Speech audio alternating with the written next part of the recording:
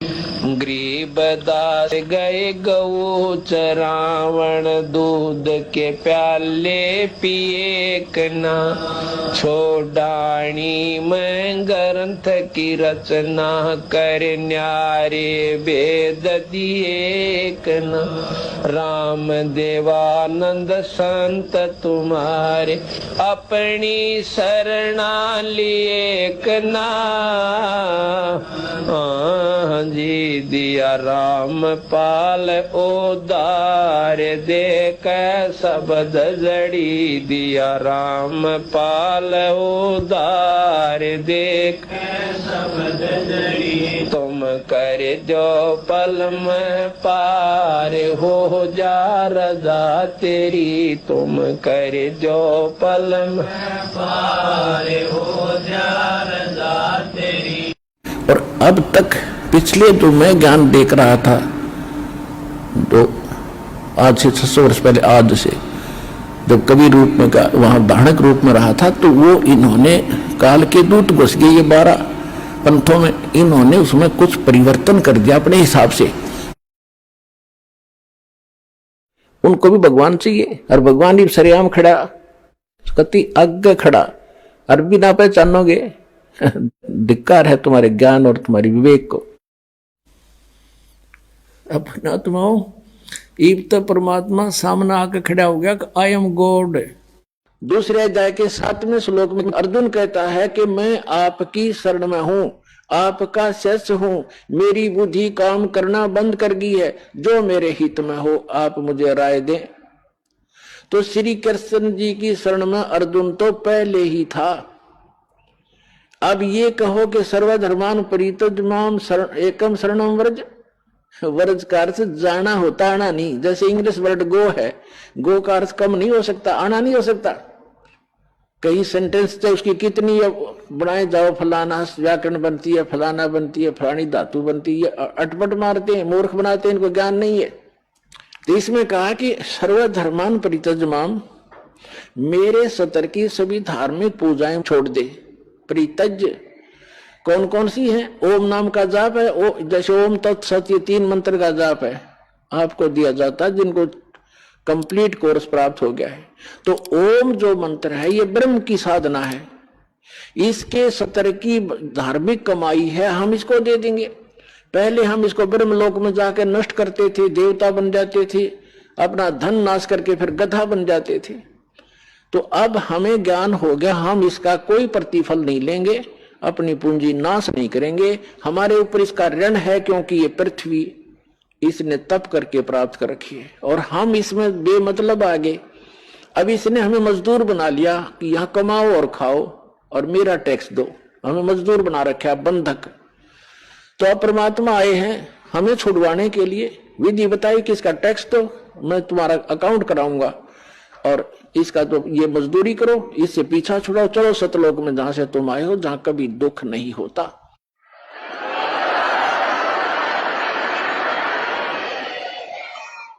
परमात्मा के पाने के लिए पुण्यात्माओं ने कितने कठिन तपस्याएं की, और फिर भी व्यर्थ रहे। और आपको तो थोड़ी सी देर सिर्फ बैठकर सत्संग सुनना है, और वो भी कितनी सुविधा में।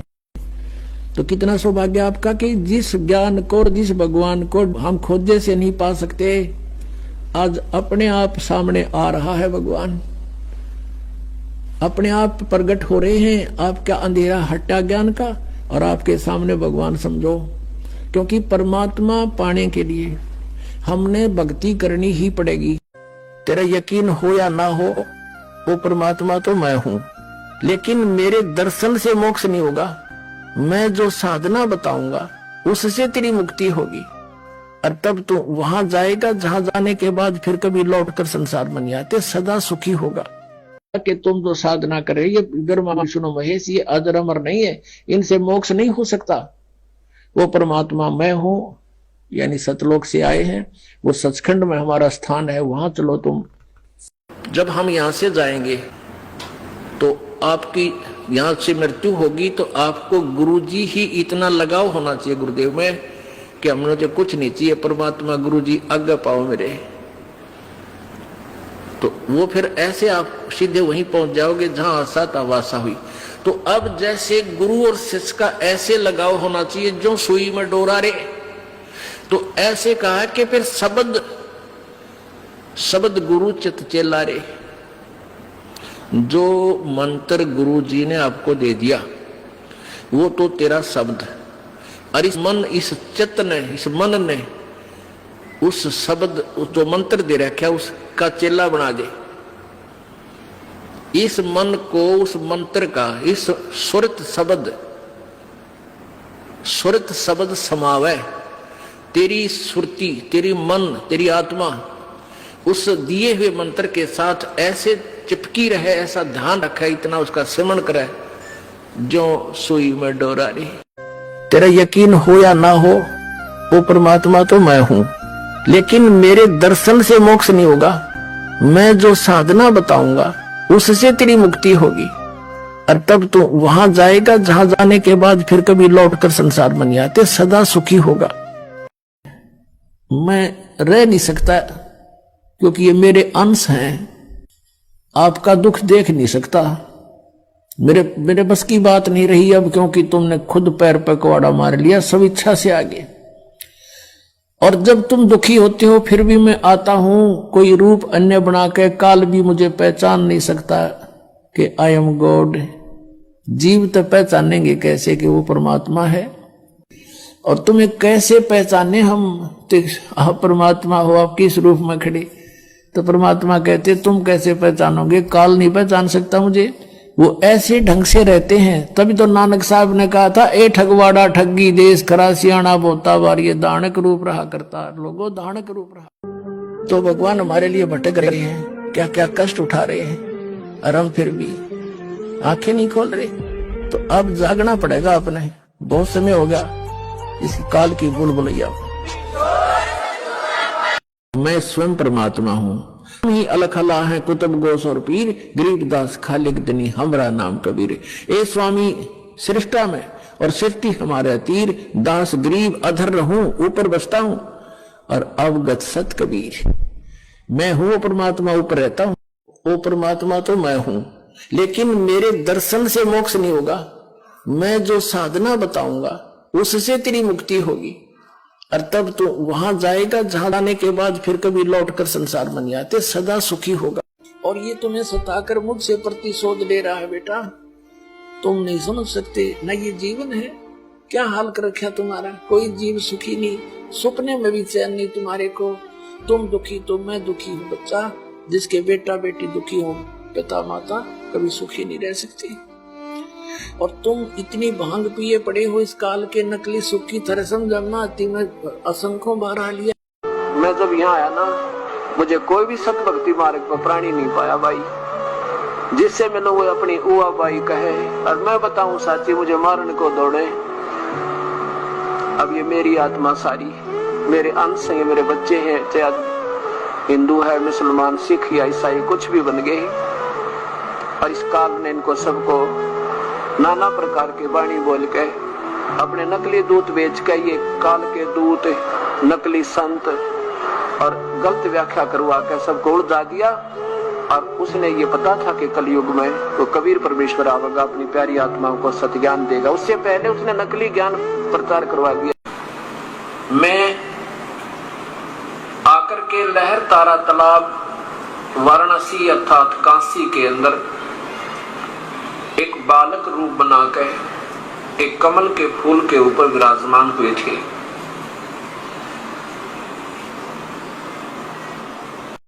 मुझे कोई भी परमात्मा से यानी मेरे से परिचित कोई हंस नहीं पाया। यथार्थ ज्ञान किसी के पास नहीं था। तब मैंने अपनी महिमा आप पे गाई। आप युग माता हूं, अपना यथार्थ ज्ञान करवाता हूं। लेकिन जिस समय आप यहां सतलोक से बिछुड़कर मेरे से आए, उसी दिन से आप बहुत दुखी होने लगे, और काल भगवान ने आपके ऊपर त्रिगुणमयी माया का इतना प्रभाव कर दिया, आप भूल गए अपने मूल स्थान को। सुन गगन में हम बसे, सतलोक में सबसे ऊपर हम रहते हैं, और तेरे सामने अब यहाँ भी बैठा हूँ। सुन गगन में हम बसे, सतलोक में सबसे ऊपर हम रहते हैं, और तेरे सामने अब यहाँ भी बैठा हूँ। ये परमात्मा वर्तमान में इस दास के रूप में विराजमान है।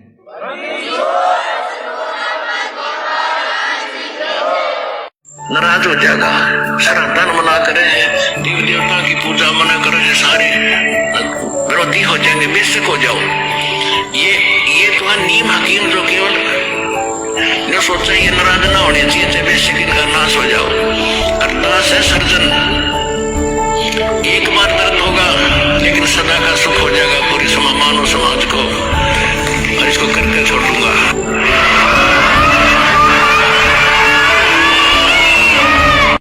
सामने रख रहे हैं, ये उन सुखों को नहीं दे सकते। और मैं कहता हूं मैं तुम्हारी ये सब दुख दूर कर दूंगा, पर तुम मुझ पर दृढ़ विश्वास करो। मुझे ये भगवान नहीं मानते। मैं रोवत हूं सृष्टि को, मैं सबको कहता हूं मैं भगवान हूं, मैं कबीर परमात्मा है, ये सारी सृष्टि का रचनहार हूं, मैं जो चाहे सो कर सकता हूं, पर मेरे पर विश्वास करो, मेरी मर्यादा में रहो, मेरा मर्यादा भंग मत करो। और ये संसार मुझे रो रहा है, मुझे ढूंढ रहा है, और मैं कहता हूं मैं हूं, फिर क्योंकि ज्ञान इस नकली ज्ञान के आधार पर, असत्य ज्ञान के आधार पर तुम मुझे पहचान नहीं पाते।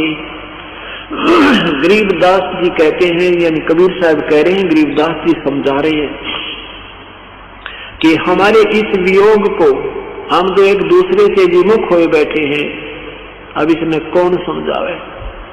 इसी के लिए एक तीसरे व्यक्ति की गुरु। अब जैसे श्री धर्मदास जी पहले हिंदू धर्म में जन्मे थे, और रामचंद्र जी, श्री कृष्ण जी और विष्णु और ब्रह्म, इनकी शंकर जी की महिमा बहुत सुनी हुई थी, तो यही कहा करते थे कि श्री रामचंद्र जी ने समुद्र पे पुल बना दिया, तो परमात्मा ने कहा था बेटा वो पुल भी रामचंद्र ने नहीं बनाया था, इस दास ने बनवाया था। क्योंकि परमात्मा ने अपने आप को एक दास की भूमिका से भी परिचित कराना था। हम हमारे लिए वो शब्द बोला करते थे,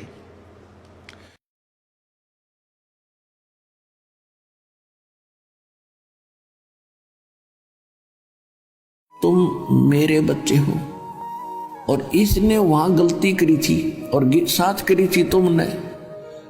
अब आप मुझे बुरे नहीं लगते। जैसे सेब विक्रेता एक सेब बेचनिया सेब रखा टोकरी में, और उसमें 1, 2, 4 सेब अगर खराब हो जाती है तो उसका कितना दिल दुख है, कितनी कीमती है। लेकिन उन सेबों को, उन ठीक से खराब सेबों को स्वस्थ सेबों में नहीं रख सकता, उसकी मजबूरी है कि वह भी खराब हो जाएंगी।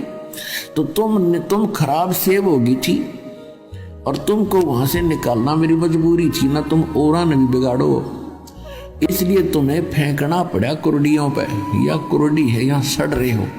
और अब भी मुझे, अब वो तो एक उदाहरण है, लेकिन आत्मा और सेब में इतना अंतर है कि तुम्हारे अंदर मलिनता आ गई थी, अब यहाँ भट्ट में तुम जल रहे हो। अब तुम्हें ज्ञान देकर और सच्चाई बताकर मैं फिर आपको वापस ले जाना चाहता हूँ, और ऐसा मंत्र दूंगा तुम फिर से उसी स्थिति में आ जाओगे, ऐसे भक्ति युक्त हो जाओगे। आई एम गॉड, मैं परमात्मा हूं।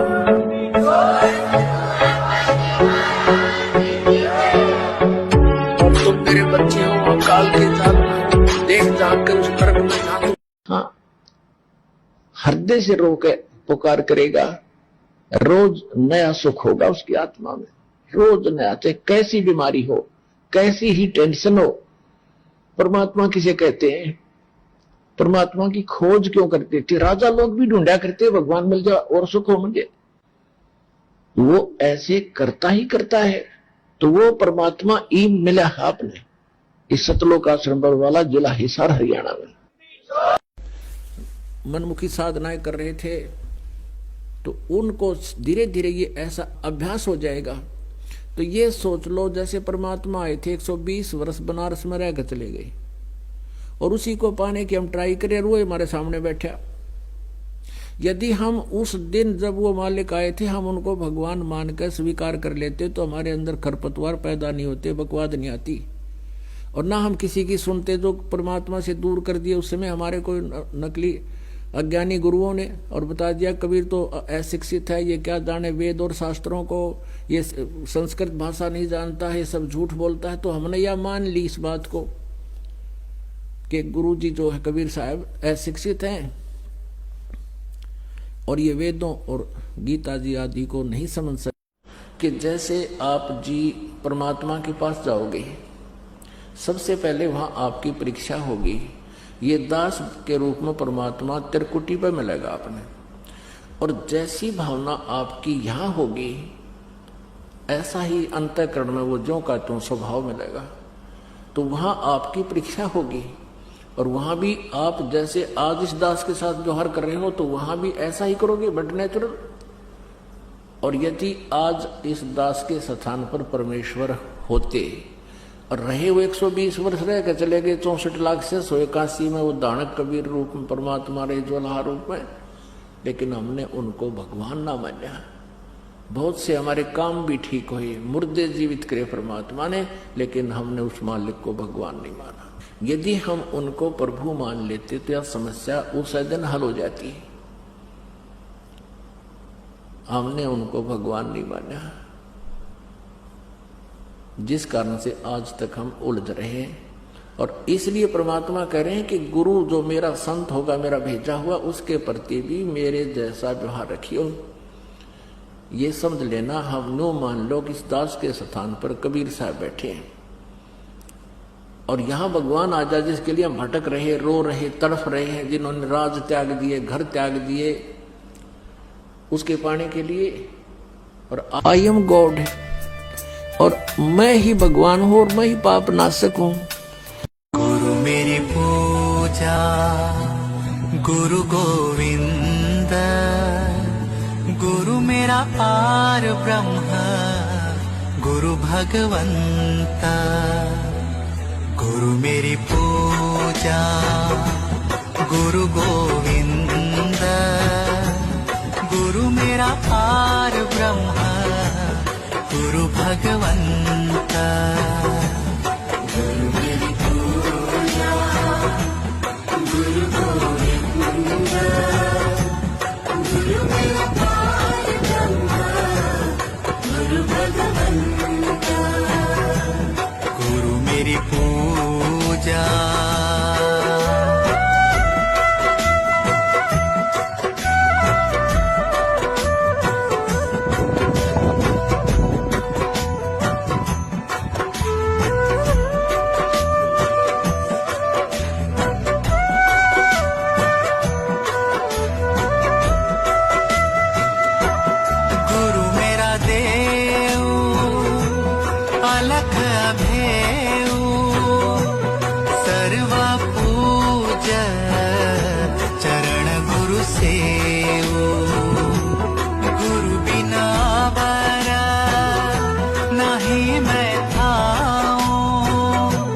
परमात्मा कहते हैं पति भरता जमी पर जो जो धर है पावे, समर्थ झाड़ू देते है ना काटा लग जावे। ऐसा हंस, ऐसा भक्त जब अपने एक इष्ट पूर्ण परमात्मा पर अपने ही गुरु को इष्ट रूप में मानकर जब अपने जीवन रूपी सफर में प्रस्थान करता है रास्ते पर, तो परमात्मा उस जीवन रूपी सफर के पाप कर्म रूपी कांटों को बुहारना शुरू कर देता, उसके दुखों को खत्म करना शुरू कर देता है, झाड़ू देता चलता है कि मेरी प्यारी आत्मा के कांटा ना लग जाए। तो वही ये बानी है कि सिर सौंपया गुरुदेव को सफल हुआ यो शीस, नितानंद शीस पर आप बसे जगदीश, कि आप मालिक रखवाला होगा। गुरु से ज्ञान जो लीजिए शीस दीजिए दाने, भौतक भौंदू बह गए राख जीवे। कबीर साहिब से लाभ लेना है तो ये नियम अपना आजीवन निभाना होगा। स्वयं परमात्मा ब्रह्मा विष्णु महेश भी आ जावे, कोई आके यूं कहे मैं कबीर हूं, या स्वयं परमात्मा भी आ जाए तो भी आपकी श्रद्धा डगमग नहीं हो कि नहीं हमें तुम्हारे भगवान गुरुदेव परमात्मा करें स्वयं ब्रह्मा विष्णु महेश भी आ जाए कि मैं कबीर हूं, या खुद परमात्मा भी आ जाए। कौन सा परमात्मा? जिसको हम समझ रहे हैं परमात्मा अज्ञानता में, मूर्खता में, तो भी एक भगत को क्या कहना है कि नहीं हमारे तो गुरुजी ही भगवान है, गुरुजी ही परमात्मा है। अरे जब गुरुजी भगवान है, गुरुजी परमात्मा है, तो क्या इसको क्या हमने फिर चाटना है क्या? इसका क्या करेंगे फिर हम भगत भाई बहनों? अरे जगत पूजे तो पूजे, दुनिया पूजे तो पूजे, हमें नो ऑब्जेक्शन।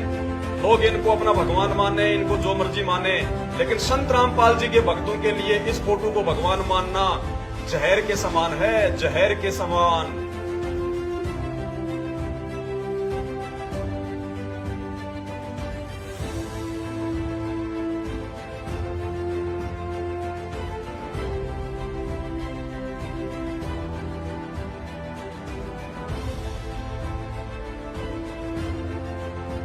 गुरु जी को भगवान मानना पड़ेगा और भगवान मान के वो रिहर्सल करनी है। हमने वो प्रैक्टिकल करना है कि जब हम पूर्ण परमात्मा के सामना होगा कहीं वहां कोई गलती ना बन जावे। यही जो गलतियां हो अपनी सुधारना और फिर अंत में ये पक्के हो जावा कि यह गलती फिर आगे नहीं होनी चाहिए।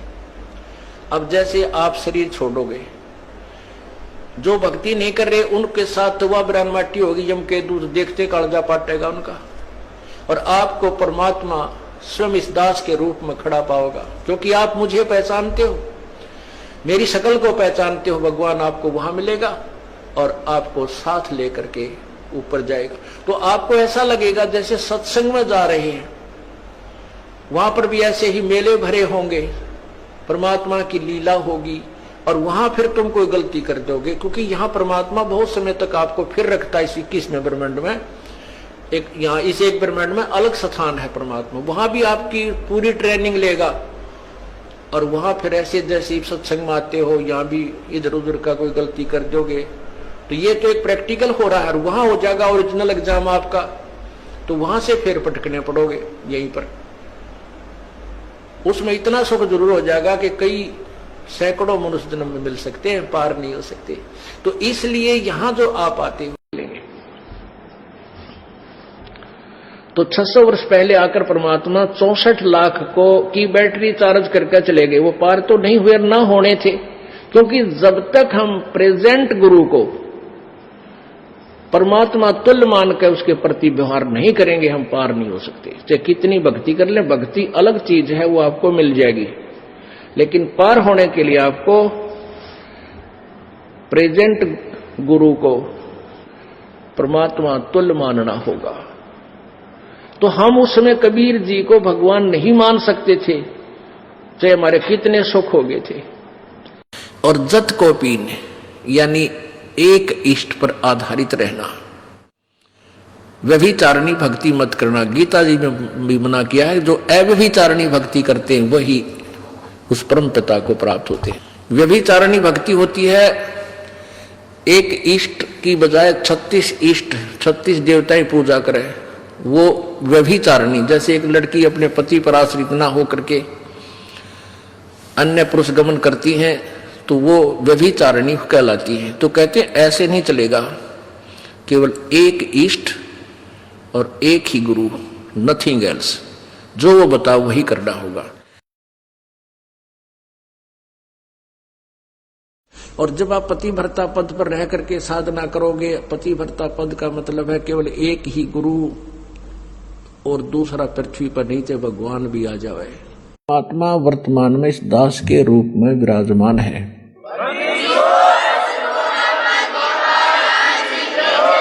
उनको भी भगवान चाहिए, और भगवान ही सरेआम खड़ा, कति आगे खड़ा, और भी ना पहचानोगे धिक्कार है तुम्हारे ज्ञान और तुम्हारी विवेक को। अपनात्माओं, ईब तो परमात्मा सामने आके खड़ा हो गया कि आई एम गॉड। पुण्यात्माओं, ये ज्ञान परमात्मा स्वयं आकर ही हमें बताते हैं। और यदि वो परमात्मा स्वयं आकर के अपना ज्ञान प्रचार ना करे तो ये काल हमें कोई रास्ता नहीं देता।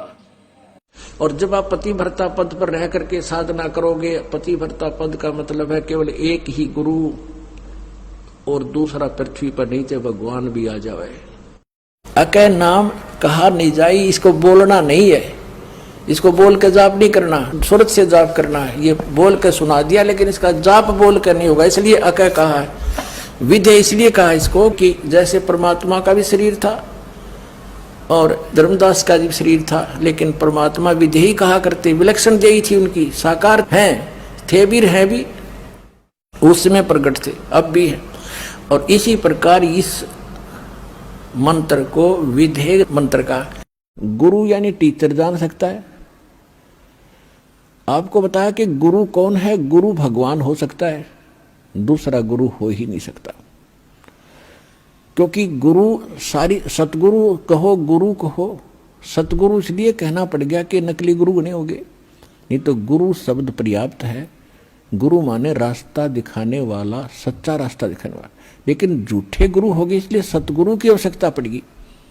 तो सतगुरु कहो और उसको गुरु कहो, परमात्मा ही आते हैं और वो ही गुरु हो सकते हैं, और गुरु है ही नहीं। बाकी तो गुरु सभी आपको बता दिया, किसी ने बाल काटने से सिखा दिया उसका गुरु हो गया, ये छोटी मोटी अध्यापक शिक्षा को अक्षर ज्ञान करा दिया उसका वो गुरु हो गया। ये गुरु अलग है। अध्यात्म मार्ग के गुरु का सत्संग में रोल होता है। सुत परिजन धन स्वप्न स्नेही, भीड़ पड़े कोई काम न देही। सुत पुत्र, परिजन रिश्तेदार, भाईचारा, ये परिवार जन्म में आते हैं, परिजन में आते हैं। सुत परिजन धन स्वप्न स्नेही, अंश भीड़ पड़े जब कोई काम न देही। निज तन संप्रिय और न आना, सो भी संग ना चले निदाना। ये कितना प्यारा शरीर लगा है, नौका यूं भी ना जात्री गेल बीरा। तो कहते हैं ईश्वर जो है, गुरु जो है, ये सबसे आपका साथी रहेगा। गुरु शब्द रूप में साथ रहेगा आपके, शब्द रूप में शब्द भी चलेगा और साथ में जहां आवश्यकता पड़ेगी अपना शरीर धारण कर लेगा। ये दोनों साथ देता है। ये नियम है ईश्वर का। गुरु मानुष कर जानते, ते नर कहिए अंधे। वह दुखी संसार में आगे यम के फंदे। जैसे गुरु या भगवान भगवान हम कर रहे हैं और परमात्मा आपके पास आ जाए और आपसे बात करे, आपसे कहे बेटा शराब नहीं पीना है, आपने बीड़ी नहीं पीनी है, चोरी नहीं करनी है, किसी की आत्मा नहीं दुखानी है, तो आप क्या करोगे? आप उनकी बात को मानोगे क्योंकि भगवान कह रहा है। तो यही दास कह रहा है, समझो कबीर परमात्मा कह रहा है। यही सोचकर आपने ये बुराई और आज्ञा का पालन करें सरेगा, तो तब हम परमात्मा पाएंगे, नहीं तो नहीं मिल सकता। हम भगवान को चाह रहे हैं, परमात्मा के दरबार में जाएंगे, वहां इस दास के रूप में आपको परमात्मा मिलेगा।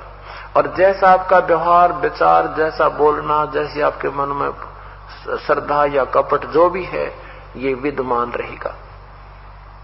और यदि आपने यहीं से वो रिहर्सल कर ली कि कबीर ये परमात्मा है, बस परमात्मा के समक्ष कैसे बोलते हैं, कैसा व्यवहार करते हैं, निष्कपट बात करते हैं, संत के सामने झूठ बोलने की कति आवश्यकता नहीं होती, वो आपका पाप ही होता है। हम कोई ऐसी आपके ऊपर कोई पाबंदी या ऐसा कोई वस्तु नहीं थोपते जिससे आपको झूठ बोलनी पड़े, और नहीं हम कभी ऐसा कुछ कहते भी दान करो या इतने पैसे दे दो जिससे आपको झूठ बोलनी पड़े या आनाकानी करनी पड़े। नहीं, केवल जो आपका आत्म कल्याण हो सकता है उतनी ही बातें आपको कहेंगे, उतना, वो भी नहीं करोगे तो फिर आप अधिकारी नहीं हो।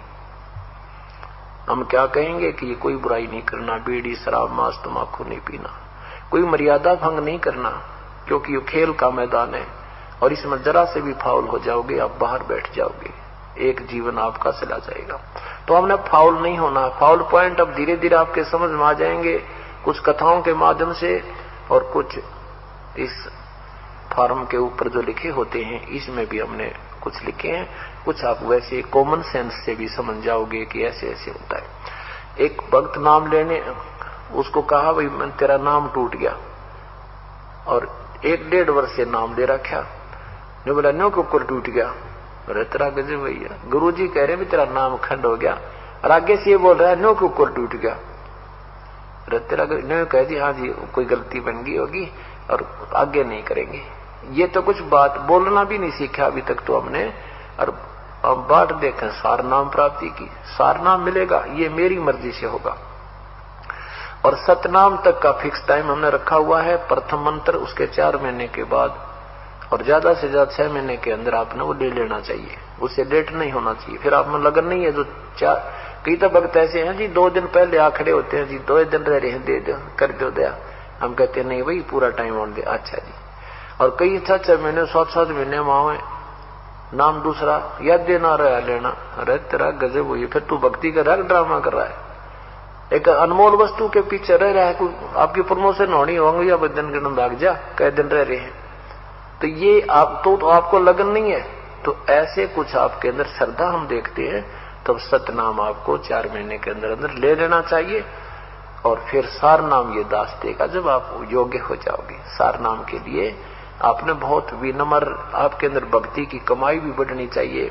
कति मन में सतगुरु और परमात्मा एक हो जाने चाहिए और विनम्रता आ जाएगी, तब ये सार नाम काम करेगा। जैसे डॉक्टर के पास मरीज जाता है, उसका फोड़ा हो गया, डॉक्टर कहता है चीरा लगाना पड़ेगा, लेकिन अभी चीरे के योग नहीं हुआ है, 2 दिन की दवाई ले जा।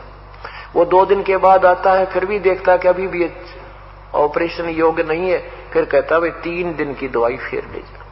और डॉक्टर मरीज कहता है जी ला दो चीरा, बहुत दर्द हो रहा है, अच्छा बेटा 3 दिन पाछा आ जाइए।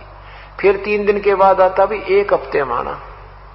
अब डॉक्टर इतना पागल नहीं है कि उस मरीज के कहने तो चीरा ला देगा, वो अपने हिसाब से देखेगा कि अब ये बिल्कुल योग्य हो गया है तो तुरंत लगा देगा और उसको मवाद काट के सीम देगा। तो ऐसे ही जब आप योग्य हो जाओगे, आप प्रार्थना करते रहिए, लेकिन दास जब चाहेगा तभी ये चीरा लगेगा, अर्थात सार नाम आपको मिलेगा। बोलो सतगुरुदेव की।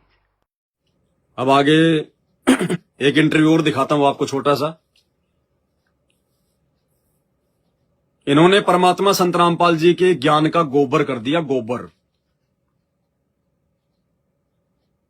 इन आश्रमों में गुरु को भगवान नहीं माना जाता, गुरु को केवल एक सामान्य संत माना जाता है।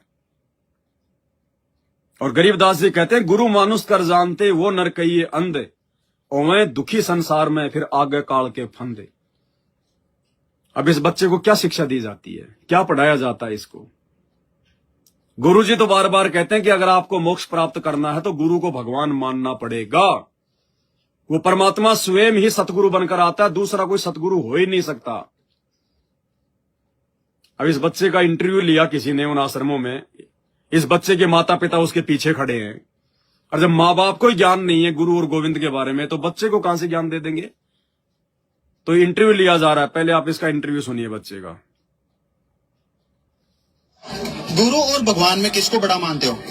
गुरु को बड़ा मानते हैं। गुरु को कैसे मानते हो? क्योंकि गुरु ही बड़ा होता है, गुरु ही अपन को भगवान से मिलाता है। वाणी को खोल के बताओ आप। गुरु जैसे गुरु गोविंद दोनों खड़े काके लागू पाए भैया रे गुरु अपना गोविंद जी बताए। गुरु और भगवान एक साथ हमको एक साथ मिल जाए तो सबसे पहले गुरु के पैर छूने चाहिए, फिर भगवान के पैर छूने चाहिए। ठीक है, सच्चाई। बताइए, टोटल ज्ञान विरुद्ध इंटरव्यू, टोटल ज्ञान विरुद्ध। वाणी को खोल के बताइए।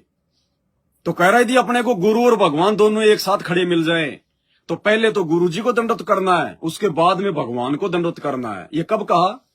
कब कहा संत रामपाल जी ने? कौन से सत्संग में कहा कि अपने गुरु जी को दंडवत करने के बाद में भगवान को दंडवत करना चाहिए? ये मरवाएंगे तुम्हारे को त्रिकुटी पर इस प्रकार के ये इंटरव्यू। ये तुम्हारे को काल की गोद में बैठाने के लिए काल का षड्यंत्र है ये। तुम समझ नहीं रहे इन चीजों को। अब इस बच्चे का ये इंटरव्यू सुन के भगत तो प्रभावित हो जाएंगे। छोटे से बच्चे को इतना ज्ञान, छोटा सा बच्चा परमात्मा की वाणियां खोल रहा है और वाणियों का सत्यानाश कर दिया इसने। अब त्रिकुटी पे जाएंगे तो वो लाखों भगत तो यही सोचेंगे, क्योंकि वहां तो परमात्मा हमारी जो है परीक्षा लेगा हर प्रकार से कि इन्होंने अपने गुरु को भगवान माना कि नहीं माना। क्योंकि गुरु को भगवान माने बिना मुक्ति नहीं, मोक्ष नहीं। आत्मा एक है, उसका पति उसका परमात्मा भी एक ही है। वो या तो गुरु हो सकता है या फिर आपका गोविंद हो सकता है। तो त्रिकुटी पर परमात्मा हमारी परीक्षा लेगा गुरु रूप में भी खड़ा हो जाएगा, और जिसको हम अपनी अज्ञानतावश दाढ़ी मूंछ वाले कबीर जी को गोविंद मान रहे हैं, भगवान मान रहे हैं, उसका रूप बना के भी खड़ा हो जाएगा। दोनों रूप में खड़ा हो गया गुरु। अब आप क्या करोगे? आपने तो बच्चे का इंटरव्यू सुन रखा है, आपके तो दिमाग में चीज फीड हो रखी है कि पहले गुरु जी को फिर कबीर जी को, पहले गुरु को फिर गोविंद को, और उसी समय काल उठा के चोटी ले जाएगा। आजा बेटा, आजा आजा आजा। ढोंग करता था, पाखंड करता था कि गुरु बड़े हैं गोविंद से, मन में देख विचार, फालतू में बोलता था। तेरे गुरु ने कितनी बार तेरे को सत्संग में समझाया, वो बात तो तेरे पल्ले नहीं पड़ी, और इस छोटे से बच्चे ने 4 बात क्या बोल दी, इसकी बात तेरे दिमाग में समा गई। कब कहा था तेरे गुरुजी ने कि गुरु और गोविंद दोनों खड़े हों तो पहले अपने गुरुजी को दंडवत करो, और गुरुजी को दंडवत करने के बाद में गोविंद को दंडवत करो। गुरु को तो करना है दंडवत, लेकिन गुरु को दंडवत करने के बाद में गोविंद को दंडवत करना है, भगवान को भी दंडवत करना है। यह कब कहा था भाई? जबकि तेरे गुरु ने तो यह कहा था कि अगर गुरु गोविंद दोनों खड़े हों, और उस समय यदि आपने अपने गुरुजी के अलावा अगर उस गोविंद को दंडवत भी कर दिया, अगर आपने उसकी तरफ देख भी लिया, झांक भी लिया, तो भी परमात्मा रिजेक्ट कर देगा, फेल कर देगा। और ये बच्चा कह रहा है कि गुरुजी के बाद में तो तुरंत गोविंद को दंडवत करो फिर। तो ये तो काल की शिक्षा दे रहा है। ये संत रामपाल जी की शिक्षा कहां दे रहा है? ये तो काल के प्रवचन सुना रहा है। काल यही तो चाहता कि ये गलती ये करें त्रिकुटी पर, और मैं इनकी चोटी पकड़ के ले जाऊं कि आजा बहुत बड़ा भगत बन रहा था। क्या कहा सतगुरु रामपाल जी भगवान ने? आपने इस बच्चे का तो इंटरव्यू सुन लिया। यदि फिर भी आपको कोई संशय है तो बच्चे का इंटरव्यू आपको एक बार फिर से सुना देते हैं। 32 सेकंड का ही है। लास्ट में बच्चा क्या कह रहा है कि गुरु और गोविंद दोनों खड़े हों, पहले अपने गुरु जी को दंडवत, ठीक है, उसके बाद में फिर गोविंद को दंडवत करो। ये सरासर गलत है। सुन लीजिए एक बार दोबारा से। गुरु और भगवान में किसको बड़ा मानते हो? गुरु को बड़ा मानते हैं, गुरु को कैसे मानते हो? क्योंकि गुरु ही बड़ा होता है, गुरु ही अपन को भगवान से मिलाता है। वाणी को खोल के बताओ आप। गुरु जैसे गुरु गोविंद दोनों खड़े, काके लागू पाए बलियारे गुरु अपना गोविंद जी बताए। गुरु और भगवान एक साथ हमको एक साथ मिल जाए तो सबसे पहले गुरु के पैर छूने चाहिए, फिर भगवान के पैर छूने चाहिए। ठीक है, सच्चाई। सबसे पहले गुरु के पैर छूने चाहिए, उसके बाद में भगवान के पैर छूने चाहिए। अब यही वाणी आपका गुरु बोल रहा है, संत रामपाल जी बोल रहे हैं, और वो खोल के बता रहे हैं क्या कह रहे हैं। जरा अपने गुरुदेव के मुख कबल से भी सुन लो कि अगर तुमको त्रिकुटी पर गुरु और गोविंद दोनों एक साथ खड़े दिखाई दे जाएं, तो तुमने गोविंद के साथ, भगवान के साथ में कैसा बर्ताव करना है। सुनो भाई। गुरु और गोविंद दोनों खड़े हैं, वहां मान लीजिए परमात्मा दोनों रूप बना के खड़ा हो जा, एक दास का रूप और दूसरा अपना ओरिजिनल रूप। तो कहते हैं वहां भी परीक्षा होगी, किसके लागू पाए। सबसे पहले कहते बलिहारी गुरु अपना, जिन गोविंद जी मिलाए। अपने गुरु जी के चरणों में गिरना, वहां पर परमात्मा की तरफ अगर झांक भी लिया, उधर साथ होगी तो वो रिजेक्ट करेंगे आपको। यहां भी ऐसा ही होगा। तो वहां गुरु जी के ही चरणों में समर्पित होना है, तो भगवान प्रसन्न। गुरु जी तो गुरु और गोविंद दोनों खड़े हैं, वहां मान लीजिए परमात्मा दोनों रूप बना खड़ा। तो गुरुदेव तो यहाँ पे उस बच्चे के बिल्कुल उल्टा बता रहे हैं। वो बच्चा तो कह रहा है कि पहले तो अपने गुरुजी के पैर छूना, फिर भगवान के पैर छूना, और गुरुजी कह रहे हैं कि पहले अपने गुरुजी की पैर छूना, उन्हीं की तरफ। और अगर उस गोविंद की तरफ, उस भगवान की तरफ अगर आपने देख भी लिया, अगर देख भी लिया उसकी तरफ, अगर झांक भी लिया कि ये भगवान खड़े, कबीर जी खड़े हैं, दंडवत करना तो गया बाढ़ में। उस दाढ़ी मूंछ वाले कबीर जी को, जिसको तुम भगवान मान रहे हो, परमात्मा कह रहे हैं उसको दंडवत करना तो गया बाढ़ में। अगर तुमने उस समय जो तुम्हारे गुरुजी के बराबर में खड़ा हुआ है, वो गोविंद तुम्हारा दाढ़ी मूंछ वाला कबीर, अगर उसकी तरफ तुमने अगर झांक भी लिया, अगर देख भी लिया, उसी समय परमात्मा तुमको रिजेक्ट कर देंगे, फेल कर देंगे। बड़ गधा कुत्ता सुअर, यही ज्ञान दिया था क्या मैंने धरती पर। अब बताइए इन आश्रमों में क्या हो रहा है। ये क्या संत रामपाल जी के ज्ञान के विरुद्ध शिक्षाएं भगत समाज को दी जा रही हैं। अरे जिस समय ये इंटरव्यू लिया जा रहा था, इस बच्चे के माँ बाप खड़े थे, और भी भगत खड़े हैं, इंटरव्यू लेने वाला भी खड़ा है। क्या किसी ने संत रामपाल जी का ज्ञान नहीं सुना, ये सत्संग नहीं सुने संत रामपाल जी के, कि भैया तू क्या उल्टा सीधा बोल रहा है? और उल्टा सीधा बोल भी दिया तो नालायकों क्यों इनको टीवी चैनलों पे डाल रहे हो, क्यों इनको मोबाइलों पे डाल के आगे फैला रहे हो अज्ञान को? तुम्हारा गुरु तो कह रहा है कि उस समय अगर तुमने गोविंद की तरफ, परमात्मा की तरफ अगर देख भी लिया, झांक भी लिया, उसी समय रिजेक्ट कर दिए जाओगे। अगर अपने गुरु के अलावा किसी और को अगर तुमने दंडवत भी कर दिया तो कुप्रचार किया जा रहा है। इन आश्रमों से कुप्रचार हो रहा है, कुप्रचार। ये तुम्हारे को जो हाथ में ज्ञान गंगा पुस्तक लेके बांटते हुए दिखाई दे रहे हैं, ये इंटरव्यू ले रहे हैं, और आजकल तो और ये नई नई ड्रामेबाजी कर रहे हैं इन आश्रमों में। आधे भगत तो तिलक वलक लगा के, भगवा वस्त्र पहन के जगत वाले बन के खड़े हो जाएंगे, और आधे भगत संत रामपाल जी के बन के खड़े हो जाएंगे, और फिर इंटरव्यू लिया जाएगा आपस में, मतलब दुनिया को दिखाने के लिए कि ये जगत वाले हैं, ये भगत वाले हैं। ये नौटंकी नहीं चलती भक्ति मार्ग में, ये ड्रामेबाजी नहीं चलती भक्ति मार्ग में। ये सीधा सीधा मार्ग है परमात्मा का। किसी को ज्ञान समझ में आता तो अच्छी बात है, नहीं भाड़ में जाओ। ये फिल्में बना बना के समझाने की आवश्यकता नहीं है इस मार्ग में। ये काम अगर ऐसे ही अगर आसान हो जाता और यही अगर अच्छी विधि है तो संत रामपाल जी तो 4-4 घंटे की फिल्में बनवा देते।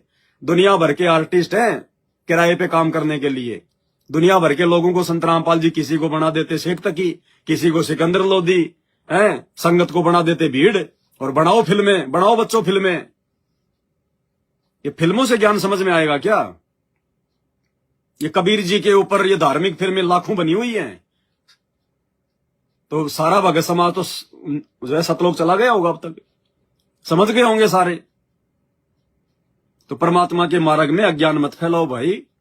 गुरुदेव ने एक सत्संग में कहा कि परमात्मा का सबसे बड़ा दोषी वो है जो अज्ञान फैलाता है। जो अज्ञान फैलाता है वो भगवान का सबसे बड़ा दोषी है।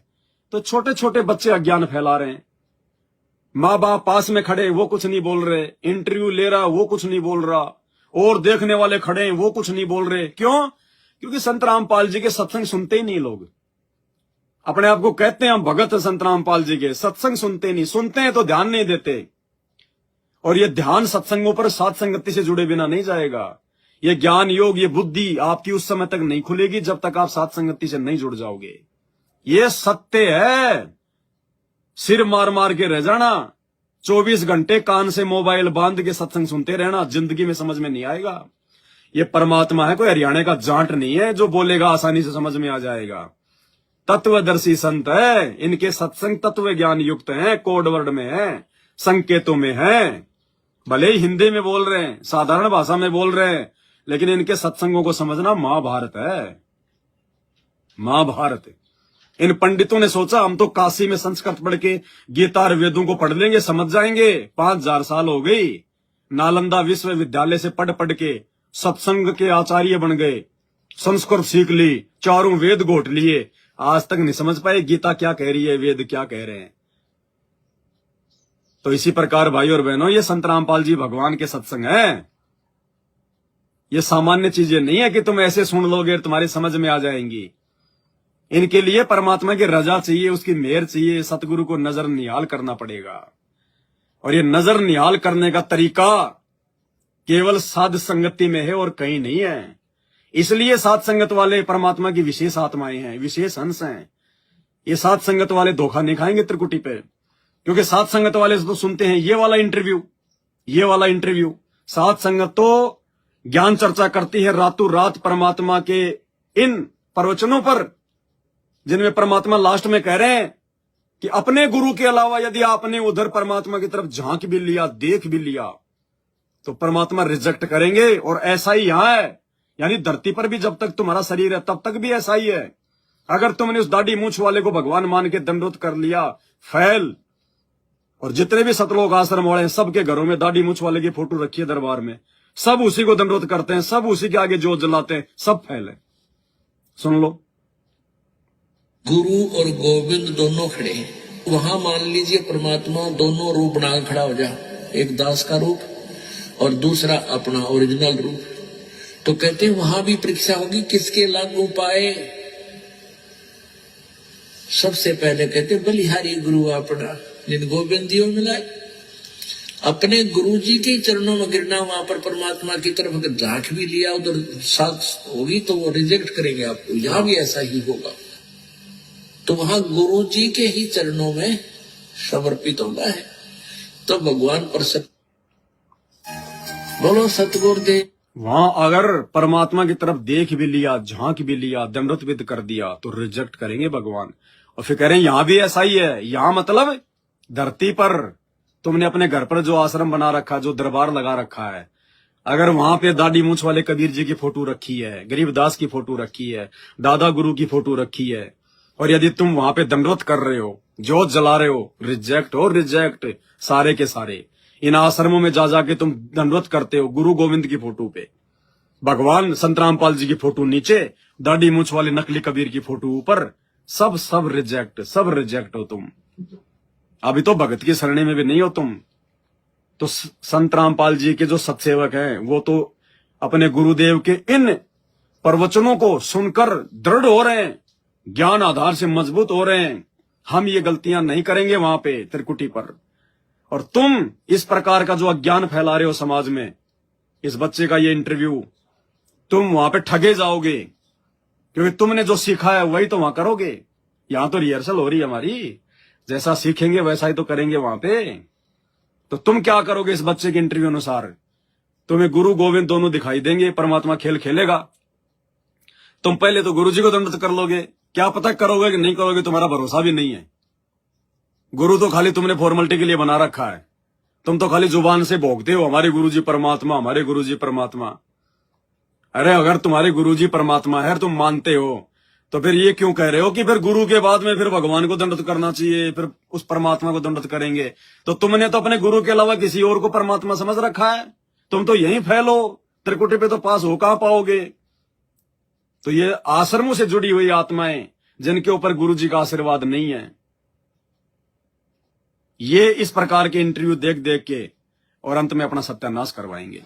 गुरु और भगवान में किसको बड़ा मानते हो? गुरु को बड़ा मानते हैं। गुरु को कैसे मानते हो? क्योंकि गुरु ही बड़ा होता है, गुरु ही अपन को भगवान से मिलाता है। वाणी को खोल के बताओ आप। गुरु जैसे गुरु गोविंद दोनों खड़े, काके लागू पाए बलियारी गुरु अपना गोविंद जी बताए। गुरु और भगवान एक साथ हमको एक साथ मिल जाए तो सबसे पहले गुरु के पैर छूने चाहिए, फिर भगवान के पैर छूने चाहिए। ठीक है, सच्चाई। बताओ, यदि आपका पति और आपका ससुर दोनों एक साथ मिल जाएं, तो पहले तो पति के साथ में सो लो, उसके बाद में अपने ससुर के साथ में भी सो लो। तो ऐसी आत्मा कभी पतिव्रता हो सकती है? हो सकती है क्या? पतिव्रता को तो ये कहा जाएगा कि अपने पति के अलावा अगर तुमने किसी गैर पुरुष का सौपन में भी ध्यान धर लिया, रिजेक्ट हो जाएगी। और कोई ये कहे कि पहले अपने पति के साथ में सो लो, फिर अपने ससुर के साथ में सो लो, ये हालत है। भयंकर दुर्गति होगी, भयंकर दुर्गति।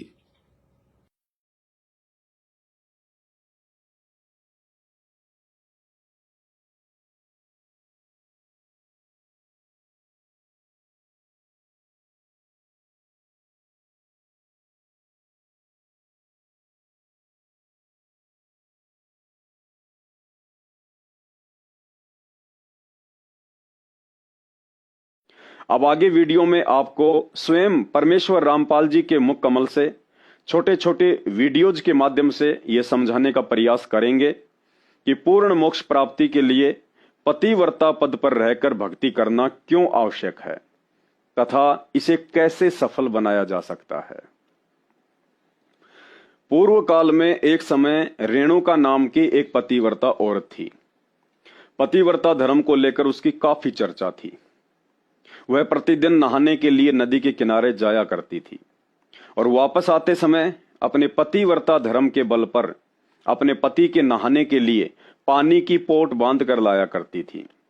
पानी की पोट का अर्थ है जिस प्रकार ग्रामीण औरतें अपने खेतों से पशुओं के लिए एक कपड़े में चारा बांध कर लाती हैं, उसी प्रकार अपने पतिव्रता धर्म के बल पर रेणुका नदी से एक कपड़े में पानी की पोट बांध कर लाया करती थी और उस कपड़े से जल की एक बूंद भी नीचे नहीं गिरा करती थी। एक दिन वह नदी में स्नान कर रही थी। उसी समय अर्जुन का एक बाल जो नदी में नहाते समय टूटकर बहता हुआ आ रहा था। रेणुका की नजर उस बाल पर पड़ी तो उसे उठा लिया। बाल सोने की तरह चमक रहा था। रेणुका ने उस बाल की प्रशंसा करते हुए, उसकी सराहना करते हुए मन ही मन में सोचा कि बाल इतना सुंदर है तो वह व्यक्ति कितना सुंदर होगा। यह सोचते सोचते स्नान करने लगी और चलते समय कपड़े में जल को बांधने लगी तो जल नहीं बंध रहा था। काफी प्रयास करने के बाद आकाशवाणी हुई कि बाल सरायो रेणुका और बंधी न जल की पोट, और परमात्मा की भक्ति में तनिक न चाले खोट। आकाशवाणी में कहा गया कि रेणुका, आज तेरा पतिव्रता धर्म समाप्त हो गया, क्योंकि तूने अपने पति के अलावा किसी अन्य पुरुष के बाल की प्रशंसा कर दी। और अगली लाइन में बताया गया कि बाल सरायो रेणुका बंधी न जल की पोट, भाई परमात्मा की भक्ति में तनिक न चाले खोट। अर्थात सच्चे सतगुरु की भक्ति भी पतिव्रता पद पर आए बिना सफल नहीं हो सकती। पूर्ण मोक्ष प्राप्ति के लिए एक भगत ने अपने पति परमेश्वर गुरुदेव भगवान के अतिरिक्त शौपन में भी रेणुका की तरह किसी अन्य पुरुष या देव की प्रशंसा, पूजा या भक्ति करके, या अपने गुरुदेव के बराबर भी किसी अन्य को महत्व देकर भक्ति सफल नहीं की जा सकती। और इसीलिए हम मंदबुद्धि भक्तों की आंखें खोलने के लिए परम पूज्य सतगुरु रामपाल जी भगवान ने पतिव्रता पद की भक्ति को समझाते हुए पवित्र पुस्तक ज्ञान गंगा में नियम नंबर 17 में स्पष्ट लिखा है कि आप जब भी आश्रम में सत्संग सुनने या वैसे दर्शन करने के लिए आते हैं तो सर्वप्रथम अपने गुरुदेव को लंबा लेटकर दंडवत प्रणाम करें। उसके बाद सदग्रंथ साहिब, कबीर साहिब जी की मूर्ति या अन्य संतों को केवल प्रणाम करें। अर्थात पतिव्रता भगत आत्मा ने दंडवत प्रणाम सिर्फ और सिर्फ अपने गुरुदेव भगवान को ही करना है, अन्य किसी को भी नहीं। क्योंकि यदि हमने अपने गुरुजी के साथ साथ अन्य संतों की फोटो, जैसे गरीबदास जी की फोटो, कबीर साहिब जी की फोटो, दादा गुरुदेव की फोटो या पंडित चितानंद जी की फोटो को दंडवत प्रणाम किया तो समझो हमने अन्य संतों को भी अपने पति अर्थात गुरुदेव भगवान के बराबर ही महत्व दे दिया, जो कि एक सच्चे भगत अर्थात पतिव्रता आत्मा के लक्षण नहीं है। जबकि साध संगति से जुड़े हुए सत्सेवक भाई बहनों को छोड़कर सतलोक आश्रमों में और शतलोक आश्रमों से जुड़ी हुई 90% संगत के घर पर बने दरबार साहिब में, जहां मात्र अपने गुरुदेव भगवान की ही फोटो रखनी होती है, उस जगह पर आपको कबीर जी की दाढ़ी मूछ वाली काल्पनिक फोटो भी मिलेगी, गरीबदास जी की काल्पनिक फोटो भी मिलेगी, दादा गुरुदेव और पंडित चितानंद जी की फोटो भी मिलेगी। और पतिव्रता पद की भक्ति से कोसों दूर नादान संगत ज्ञान को आधार ना बनाकर उन सभी अन्य संतों को भी लंबा लेटकर दंडवत प्रणाम करती है, उनके आगे ज्योति जलाती है। जबकि अन्य संतों को दंडवत और उनकी पूजा के लिए अभी आपने ज्ञान गंगा पुस्तक में पढ़ा कि परम पूज्य सतगुरु रामपाल जी भगवान ने स्पष्ट मना किया हुआ है। इसी संदर्भ में सतगुरु रामपाल जी भगवान ने पतिव्रता पद के विषय में बताया कि केवल एक तीसरा बीच में नहीं आना चाहिए। तीसरा मतलब गुरु और शिष्य के अलावा कोई तीसरा बीच में नहीं होना चाहिए। इसी को पतिव्रता पद कहते हैं। जबकि सतलोक आश्रमों से जुड़ी हुई संगत ने तीसरा तो छोड़ो, 4 को अपने घरों में और दरबार में विराजमान कर रखा है। अब जैसे यहाँ पर नात्मा आती है, जो सच्चे दिल से बिल्कुल हृदय से पुकार करती है, उनको तुरंत लाभ मिलेगा, आज ही मिलेगा। और कुछ इसी हैं बेचारी डुप्लीकेट सी, हाँ भी ना भी नाम भी ले लिया और पूजाएं भी करूंगी, उस गुरुजी ने भी मानने जाऊंगा, पहले वाले को मान लूंगा, ये डुप्लीकेट से रहेंगे, इतना लाभ नहीं मिलेगा। बिल्कुल एक तीसरा बीच में नहीं होना चाहिए। अब सीधा गुरुजी दास को बनाना पड़ेगा आपको, वो पहले वाले गुरु की आस्था कति त्यागनी होगी, हृदय सपने में भी नहीं रहेगा ना, तब लाभ शुरू होगा आपको। पतिव्रता पद इसी को कहते हैं कि गुरु को तजय भजय जो आना, ता पशुआ को फोकट गया ना। यहाँ कुछ आत्माओं को काल प्रेरणा से ये शंका हो सकती है कि गुरुजी तो इस वीडियो में अन्य नकली संतों व गुरुओं की बात कर रहे हैं। जी, आपने बिल्कुल सत्य सुना, लेकिन आगे यह भी सुना होगा कि गुरु को तजे भजे जो आना, ता पशुओं को फोकट ज्ञाना, अर्थात अपने गुरु के अलावा अन्य किसी भी पहले वाले गुरुओं की पूजा नहीं होनी चाहिए।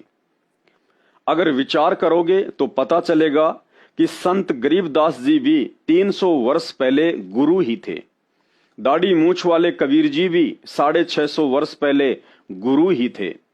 आदरणीय रामदेवानंद जी भी 25 वर्ष पहले गुरु ही थे और पंडित चिदानंद जी भी लगभग 100 वर्ष पहले गुरु ही थे। भाई और बहनों, आपके मन में इस खरपतवार को समाप्त करने के लिए आपकी पत्नी का उदाहरण देकर समझाता हूं। आपकी पत्नी एक पतिव्रता औरत है, क्योंकि पति रूप में आपके अतिरिक्त वह किसी अन्य गैर पुरुष के आगे समर्पण नहीं करती है। अब उसका चरित्रहीन देवर अपनी बकवाद करने के लिए उस औरत से कहे कि भाभी जी, पतिव्रता औरत तो उसे कहते हैं जो बाहर के किसी गैर पुरुष के आगे समर्पण ना करे, जबकि मैं तो इसी परिवार का हूं और आपका देवर भी हूं, और बड़े भैया की तरह मेरे आगे समर्पण करने से आपका पतिव्रता धर्म समाप्त नहीं होगा। अब आप ही बताइए, क्या उस देवर की यह बात उचित है? आप कहेंगे बिल्कुल भी नहीं। ठीक इसी प्रकार सतगुरु रामपाल जी भगवान से उपदेश लेने के बाद पहले वाला गुरु चाहे बाहर वाला अर्थात दूसरे पंथ वाला हो, या घर वाला चाहे अपने ही गुरु परंपरा से संत कबीर जी, संत गरीबदास जी, रामदेवानंद जी या पंडित चिदानंद जी ही क्यों ना हो, यदि भूलकर भी उस औरत की तरह अपने पति के बराबर महत्व देकर समर्पण कर दिया तो पतिव्रता धर्म उसी समय समाप्त हो जाता है। ठीक इसी तरह भूलकर भी अपने पति परमेश्वर सतगुरु रामपाल जी की फोटो के साथ दरबार साहिब में कबीर जी की दाढ़ी मूछ वाली काल्पनिक फोटो, गरीबदास जी की काल्पनिक फोटो, दादा गुरु की फोटो या पंडित चिदानंद जी की फोटो रखी या उन्हें दंडवत प्रणाम करते हो या उनके आगे ज्योति जलाते हो तो समझो आपका पतिव्रता धर्म खंड खंड है। और यही कारण है कि भक्ति करते करते भी आप पूर्णतया सुरक्षित नहीं है। आपके ऊपर कभी भी कर्म की मार पड़ सकती है, आपकी कभी भी अकाल मृत्यु हो सकती है, क्योंकि आप अपने गुरु के ज्ञान को आधार बनाकर पतिव्रता पद की भक्ति नहीं कर रहे हैं। सुनिए वही सत्संग एक बार फिर से। जैसे यहाँ पर नात्मा आती है, जो सच्चे दिल से बिल्कुल हृदय से पुकार करती है, उनको तुरंत लाभ मिलेगा, आज ही मिलेगा। और कुछ इसी हैं बेचारी डुप्लीकेट सी, हाँ भी ना भी नाम भी ले लिया और पूजाएं भी करूंगी, उस गुरुजी ने भी मानने जाऊंगा, पहले वाले को मान लूंगा, ये डुप्लीकेट से रहेंगे, इतना लाभ नहीं मिलेगा बिल्कुल। एक तीसरा बीच में नहीं होना चाहिए। अब सीधा गुरुजी दास को बनाना पड़ेगा आपको। वो पहले वाले गुरु की आस्था कति त्यागनी होगी, हृदय सपने में भी नहीं रहेगा ना, तब लाभ शुरू होगा आपको। पतिव्रता पद इसी को कहते हैं कि गुरु को तजय भजय जो आना, ता पशुआ को फोकट ज्ञाना। पतिव्रता आत्मा की भक्ति की शक्ति के आगे बड़े बड़े देव और महादेव भी नतमस्तक हो जाते हैं। श्री देवी भागवत पुराण में कथा आती है कि एक समय शंखचूड़ राक्षस और देवताओं के बीच स्वर्ग प्राप्ति के लिए भयंकर युद्ध छिड़ गया। ब्रह्मा विष्णु महेश और इंद्र सहित मुख्य देवताओं ने लाख प्रयत्न किया, परंतु शंखचूड़ राक्षस का बाल भी बाका नहीं कर पाए। अंत में देवर्षि नारद ने बताया कि शंखचूड़ राक्षस की पत्नी एक पतिव्रता औरत है और जब तक उसका पतिव्रता धर्म नष्ट नहीं होगा तब तक शंखचूड़ की मृत्यु असंभव है। अंत में धोखे से श्री विष्णु जी ने शंखचूड़ राक्षस का रूप बनाकर उसकी पत्नी तुलसी के साथ भोग विलास करके उसके पतिव्रता धर्म को नष्ट किया। तब कहीं जाकर वह राक्षस देवताओं के हाथों मारा गया। कथा का निष्कर्ष यह निकलता है कि सतलोक जाने के लिए यदि काल निरंजन पर विजय प्राप्त करनी है तो हमने भी भक्ति मार्ग पर गुरु धारण करने के बाद तुलसी की तरह पतिव्रता पद पर आना पड़ेगा, अन्यथा काल निरंजन हमारी भक्ति को सफल नहीं होने देगा। जिस प्रकार युद्ध में शंखचूड़ के अलावा जितने भी बड़े बड़े राक्षस योद्धा थे वे देवताओं के हाथों युद्ध में मारे जा रहे थे, क्योंकि ना ही तो वे स्वयं पतिव्रता धर्म पर थे और ना ही उन राक्षसों की पत्नियां। और दूसरी तरफ जब तक शंखचूड़ की पत्नी तुलसी का पतिव्रता धर्म सुरक्षित था तब तक ब्रह्मा विष्णु महेश भी उसे पराजित नहीं कर सके। ठीक इसी प्रकार वर्तमान समय में सतगुरु रामपाल जी भगवान से उपदेश लेने के बाद भी सतलोक आश्रमों से जुड़े हुए भक्तों की आए दिन काल के हाथों अकाल मृत्यु हो जाना या भ्रमित होकर भक्ति को ही त्याग देना इस बात का प्रमाण है कि संगत अभी पतिव्रता पद पर नहीं है।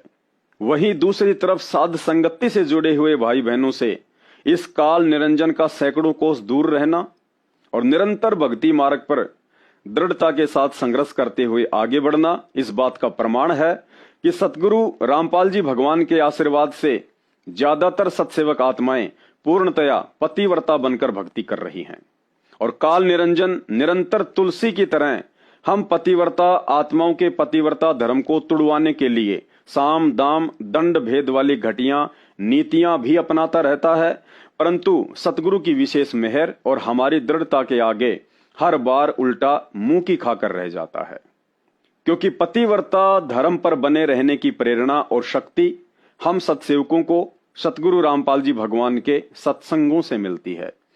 जैसा कि पतिव्रता पद को लेकर सतगुरु रामपाल जी भगवान इस 2 मिनट के सत्संग में क्या समझा रहे हैं, ध्यान से सुनिए। जैसे पपैया प्यासा बूंद का प्यो प्यो लो लगाई, प्यासे जान निकल जा बेशक और नीर ना भाई गुरु से लगन कठिन है माई। कि जैसे पपैया छोटा सा चिड़िया जैसा पक्षी होता है, वो केवल जब आकाश में बादल छा जाते हैं तब अपनी आवाज लगाता है। उसकी आवाज पपैये की होती है, पपैये की पी पी पी पानी के लिए पुकारता है। बारिश हो जा तो उस जल को पीता, वो पृथ्वी के जल को नहीं पीता, बेशक मर जा। इसी प्रकार इसका उदाहरण परमात्मा ने दिया कबीर साहब ने कि जैसे पपैये की तरह तुम हो जाओगे कि अपने सतगुरु और गुरु के अतिरिक्त किसी से भी स्वप्न में भी कोई लाभ नहीं चाहोगे। दुखी हो चाहे सुखी हो, चाहे लाभ धनी हो चाहे निर्धन हो, कुछ भी होता दिखे पर होने दो एक बार उसको। तो इसी प्रकार इसको पतिव्रता पद कहा। जब हम परमात्मा के प्रति इतने समर्पित हो जाएंगे, स्वप्न में भी आन देव नहीं आएगा, उसके बाद आपकी बाह परमात्मा पकड़ेगा और जब वो बाह पकड़ लेगा फिर देखना आप हैरान होते चले जाओगे, हे परमात्मा ऐसी कृपा कैसे हुई हमने कन्या पर। तो जैसे गरीबदास जी बताया कि गरीब पतिव्रता जमीन पर। इसके अलावा एक और ऐसा जबरदस्त प्रमाण इसी पवित्र पुस्तक आध्यात्मिक ज्ञान गंगा के पेज नंबर 438 पर, जिसे देखने के बाद इस मन पापी को ना चाहते हुए भी स्वीकार करना पड़ेगा कि सतगुरु रामपाल जी कोई आम संत या व्यक्ति नहीं बल्कि स्वयं ही पूर्ण ब्रह्म परमात्मा कबीर देव जी हैं। अब आगे भाइयों और बहनों, आपको उसी पवित्र पुस्तक आध्यात्मिक ज्ञान गंगा से एक और ऐसा प्रमाण दिखाते हैं जो अभी दास ने आपको बताया। इस प्रमाण को देखने के बाद बिल्कुल आपकी आंखों के आगे से अंधेरा हट जाएगा। आपके इस मन पापी को विचार करना पड़ेगा, सोचना पड़ेगा कि वास्तव में धरती पर वर्तमान में संत रामपाल जी के रूप में स्वयं कबीर भगवान ही प्रकट हैं और हमने हर प्रकार से अब अपने गुरुदेव भगवान को प्रसन्न करना है। जब हमें गुरुदेव की पहचान हो गई, देखो जब तक पहचान नहीं थी तब तक तो हम सब धोखे में थे। हम सभी फोटोओं को पूज रहे थे। आश्रम से हमारे को 5-5 फोटोएं मिलती थी। बीच में सतगुरु रामपाल जी, साइड में दाढ़ी मूछ वाले कबीर जी, ऊपर गरीबदास जी, नीचे दादा गुरु जी, साइड में पंडित चिदानंद जी, हम सबको पूज रहे थे। उन फोटोओं को हम अपने दरबार में भी सजा कर रख रहे थे, जबकि दरबार में केवल अपने इष्ट की ही फोटो रखनी होती है, केवल अपने गुरुदेव भगवान की ही फोटो रखनी होती है, अपने गुरु को ही इष्ट मानकर उनकी पूजा करनी होती है। तो हम जब पति भरता पद पर आ जाएंगे तो परमात्मा कहते हैं पति भरता जमी पर जो जो धर है पावे, समर्थ झाड़ू देते है ना काटा लग जावे। ऐसा हंस, ऐसा भक्त जब अपने एक इष्ट पूर्ण परमात्मा पर अपने ही गुरु को इष्ट रूप में मानकर जब अपने जीवन रूपी सफर में प्रस्थान करता है रास्ते पर, तो परमात्मा उस जीवन रूपी सफर के पाप कर्म रूपी कांटों को बुहारना शुरू कर देता, उसके दुखों को खत्म करना शुरू कर देता है, झाड़ू देता चलता है कि मेरी प्यारी आत्मा के कांटा ना लग जाए। लेकिन हमें ज्ञान नहीं था। अब परमेश्वर ने दया बख्शी, ज्ञान योग खोला, आशीर्वाद दिया। अब हम उनके संकेतों को समझने के योग्य हुए। तो जानकारी होने के बाद हमने गलतियां नहीं करनी, अन्यथा परमात्मा कहते हैं जानबूझ सांची तजय और करे झूठ से ने, उसकी संगत है प्रभु सौपन में भी ना दे। ऐसे भक्तों की तो परमात्मा सौपन में भी शकल देखने से मना कर रहे हैं। तो अब हम गलती नहीं करेंगे। तो यहां पे परमात्मा ने एक और ऐसा जबरदस्त प्रमाण दे दिया है कि ना चाहते हुए भी हमारे को मानना पड़ेगा, स्वीकार करना पड़ेगा कि धरती पर संत रामपाल जी के रूप में स्वयं कबीर भगवान ही प्रकट हैं। संदेह की कोई गुंजाइश नहीं है। ये पुस्तक आध्यात्मिक ज्ञान गंगा आपके सामने है। इसका पेज नंबर है 438।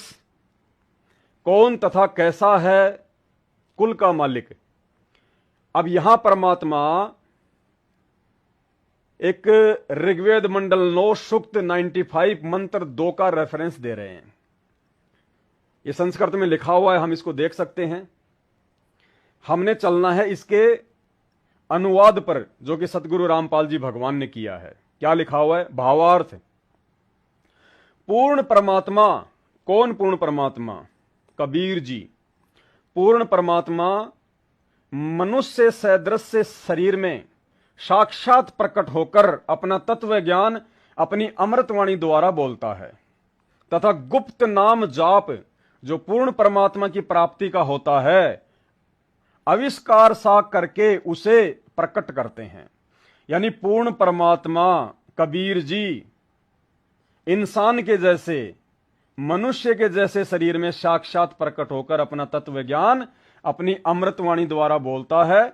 और क्या करता है? गुप्त नाम जाप जो पूर्ण परमात्मा की प्राप्ति का होता है आविष्कार करके उसे प्रकट करता है।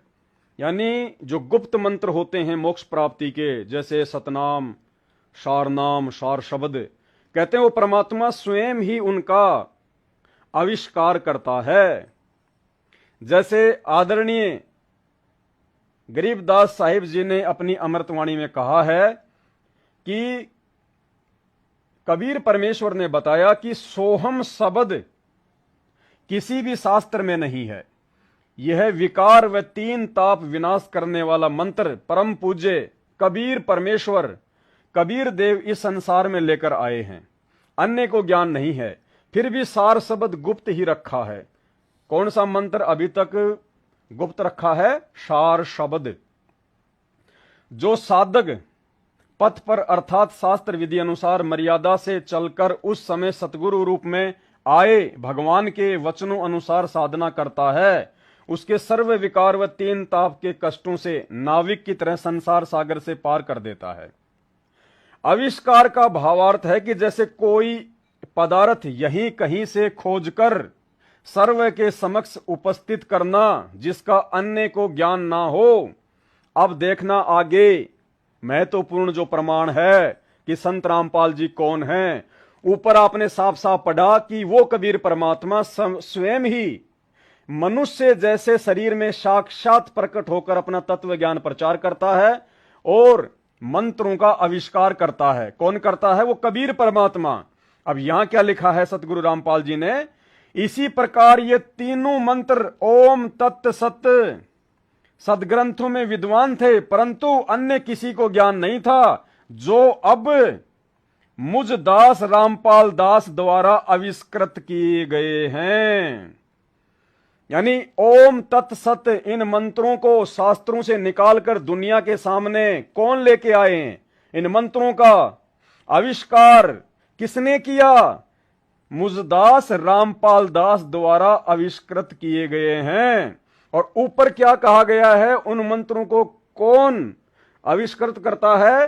पूर्ण परमात्मा, यानी वो कबीर भगवान मनुष्य जैसे शरीर में साक्षात प्रकट होकर अपना तत्व ज्ञान अपनी अमृतवाणी द्वारा बोलता है तथा गुप्त नाम जाप जो पूर्ण परमात्मा की प्राप्ति का होता है आविष्कार सा करके उसे प्रकट करता है। कौन प्रकट करता है? कबीर भगवान। और यहां पर किसने प्रकट किया? सतगुरु रामपाल जी ने। तो सतगुरु रामपाल जी कौन हुए?